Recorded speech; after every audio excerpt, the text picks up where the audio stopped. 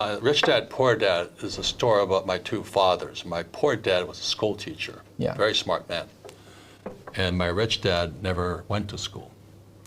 And so the information, so starting at the age of 9, growing up in Hawaii, the information was different. The advice was different. So I think most of your viewers out there sitting inside their head are the words from their mother and father. Go to school, get a job, pay taxes, save money, buy a house because it's an asset, get out of debt, and invest in the stock market. That creates poor people. It's a hypnosis train going through your brain. So when people say, how do I change my life? Well, you change those words. And so the young people who are listening right now are saying, but that's what my mom and dad said. But that's what mom and dad say all over the world. So to the young people, I just say challenge or question what you've been taught. So when you wonder why so many people struggle financially, is they haven't challenged the hypnosis, the words. Go to school, get a job, work hard, save money, get paid taxes. Until you question those hypnotic trances, you don't change. And when I say that to adults, they get angry at me. So, well, that's what I've done. I said, well, that's why you're poor. But when I said to young people, you have a chance yet. You have a chance. I'm not saying I'm right. I'm just saying question the hypnotic trance put in your head, because that's what keeps people poor. The economy doesn't exist out here. The economy exists in here. Yeah. And until you change the words become flesh. If you get a job, you're an employee. If you save money, you're a saver. And why would you save money when they're printing money? And they say invest in the stock market for your pension. Well, why would you do that? Because that's how they get your money. And get out of debt when guys like me are using debt as money. So question it, that's all I'm saying. Well, money is a powerful force, as you know. So when I was 9 years old, growing up in Hawaii, I asked my rich dad to be my teacher, my mentor, be an apprentice to him. He says, then I'll never pay you. Because if I pay you, you think like an employee. And wait a minute. So I had to think differently. And that's what I'm challenging the millennials right now is, you have a chance yet. Don't wait till you're an old guy like me to find out my pension is gone. See, right now in America, Wall Street is robbing the pension funds of the school teachers, the firefighter, and police officers. So what do you think are some of those right beliefs to have? We know the bad ones. Go to school, get a job, all these things. Well, it's not right or wrong. You see, most people should be employees. Okay. Because most people, it's easier to be an employee. Like when I flew for the Marine Corps in Vietnam, and my poor dad wanted me to become an airline pilot. He says, go fly for the airlines. And I said, no, I can do that. I could already fly. Yeah. Why would I fly for the rest of my life? Yeah. He said, but you love flying. I said, yeah, but I don't want to fly for the rest of my life. I just wanted a bigger challenge. And a bigger challenge would be to be an entrepreneur, because I'd have to learn new things. I'd have to learn 10 times more than being a pilot. So for me, it was right for me to become an entrepreneur because I was really interested in learning about money and business and economics and all this. But most employees aren't. So for most people who are employees, they should get a job, work hard, save money, pay your taxes and all that. But entrepreneurs don't pay taxes. We don't save money. We use debt as money. And everything's different. And I don't invest in the stock market. But I had to pay the price, which was get my own education, not the stuff they teach you in school. So how do you know that you're meant to be an entrepreneur? Most people want to be employees. Okay. They want the paycheck and they want the pension. They want security. And I don't blame them. Yeah. But many people today don't have that choice. If you lose your job, like my poor dad eventually lost his job. And then he realized going to school, getting a job didn't help him. He had a PhD. He didn't have the skills for the world. He stepped out of the academic world and onto the streets. The cats ate him alive out there. Most school teachers cannot survive in the real world. Not in my world, at least. because they don't have the mental strength, spiritual strength, emotional strength, or the education to sustain the battles of being an entrepreneur. Let's say I work with myself and I start questioning my beliefs, and I start realizing that I've been brainwashed and there's no real reason I should get a job. So what do you think that person should do? They've started to question their beliefs. They got it. They know, okay, I've been brainwashed. I know, but what do I do now next? Well, not to be commercial about it, but Yeah. you know, that's why I created the cash flow game. Yeah. It's the only game that teaches accounting. Yeah. And most people come out of school, they don't even know what accounting is. You have to know assets and liabilities. You must understand taxes. The rich don't pay taxes.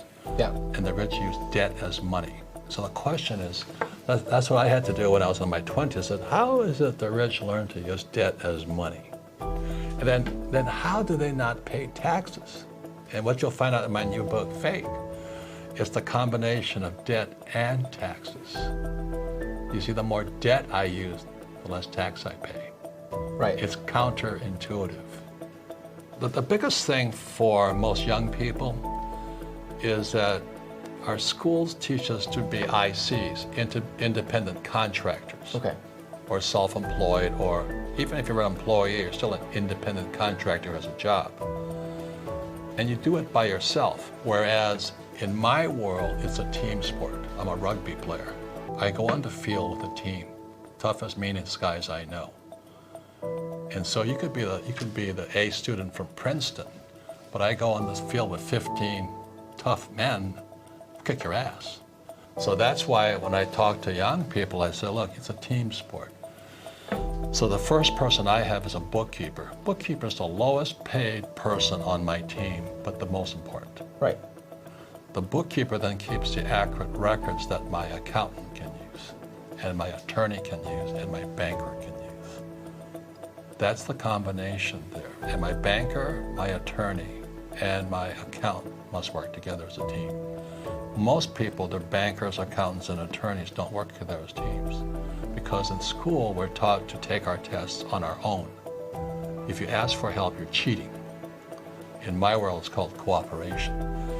And what I found with most smart people, they don't know how to cooperate. They don't know how to ask for help. Because in their brains, that's cheating. So I operate according to the rules of corporate America. Yeah. I don't operate according to the rules of employee America. They're different. The tax rules for corporate guys is less than employees. Employees pay the highest taxes. The rich get richer because what we do is legal, but you've been told it's illegal. Amazing. Say not paying taxes is legal if you're an entrepreneur, but it's illegal if you're an employee. Key things, that was the reason that you wrote this book, and some things that we can give people. Well, if Rich Dad, Poor Dad was high school, Yeah. this is graduate school. Okay. So it's basically saying many of the same things at a little higher level of thought. So a person should start with Rich Dad, Poor Dad. If they don't like Rich Dad, Poor Dad, they'll hate this book. Because they went to school, they got a job, they're working hard, they're saving money, they're getting out of debt, and they're in the stock market. Right. They're getting screwed. Right. But if you want to find out why guys like me don't do that, then you read Fake. The biggest thing about Fake is, you know, the dollar became fake, the US dollar became fake money in '71. But it's the fake teachers. Why would you listen to a poor person about money? And so you're a very bright young man to pick up Rich Dad, Poor Dad is only a book on accounting. My cash flow game is only a book on accounting. But if you don't know accounting, you don't have accountability. Yeah. You know, you have accountability in your life. So in Fake, I talk about the infinite return. I never use my money. I don't need to save money. I use debt 100% of the time, and I don't pay taxes. So that's kind of what you find out in Fake. So I took real estate courses, not because I like real estate, because real estate is about debt and taxes. Right. So the more debt I use, which is real money, debt is real money, the less tax I pay. So I wrote Fake so people could challenge the hypnosis in their brains, you know, go to school, work hard, pay taxes, get out of debt. I use debt as money, because in 1971, money became debt.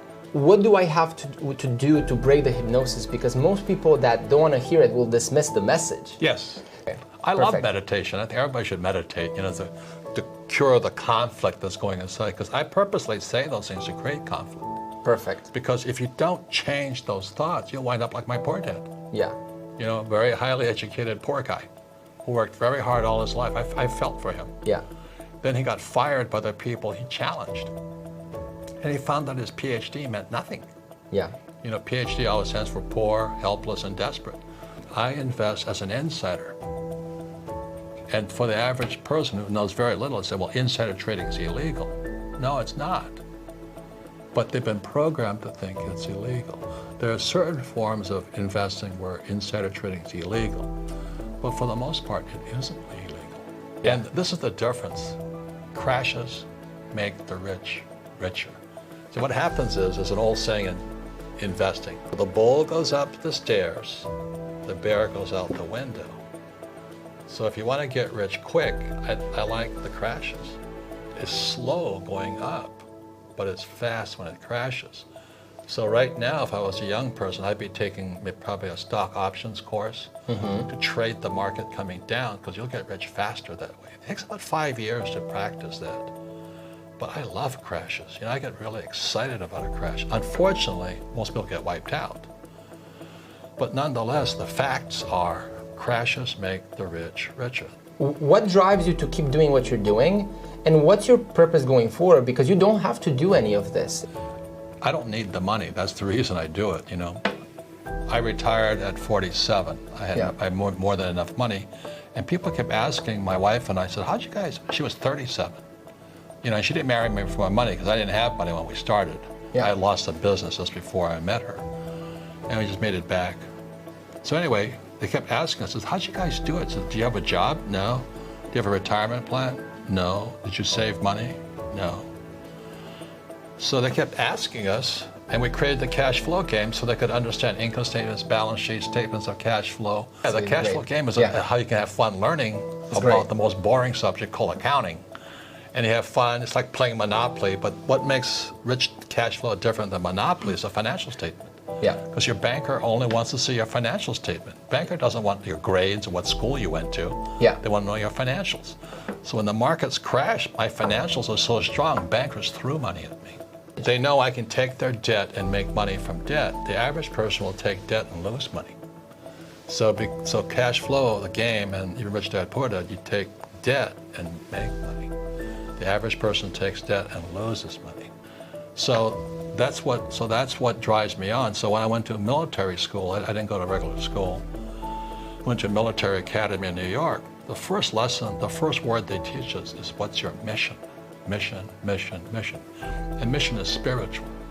So that's why when I graduated from military school, I didn't have to go fight, but I felt the need to go fight. So I joined the Marine Corps to go fight.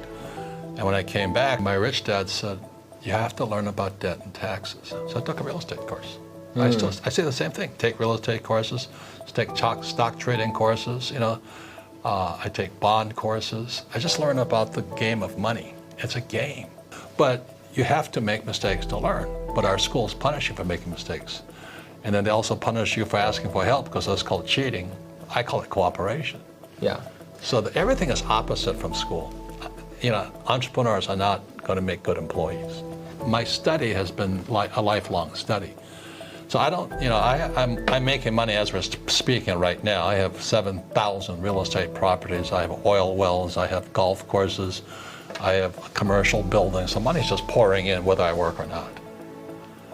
But I'm still studying, because that's how the money keeps pouring in. One thing, and I was really fascinated, I think you spoke about it in an interview about Jonathan Haidt's book, The Coddling of the American Mind. It's not the American mind, it's the coddling of everybody's mind, basically. Correct. My question would be, what would be your advice for people that are looking to really strengthen themselves and toughen up? Because otherwise, any challenge that faces you, you're just going to fade and go back to safety. Correct. Well, I think that's one of the biggest problems is that people, the word is called resilience. Okay. If you know, like the greatest athlete in my time is Tiger Woods. He went way up and he came down, and then his back goes out, he has surgery. And after this long down period, he comes roaring back up to the top. And if you've ever been to Augusta, the golf course where the Masters was played, that is the toughest golf course I have ever seen. These guys are taking shots from down here, the green's up here. And these guys are going, so he came back.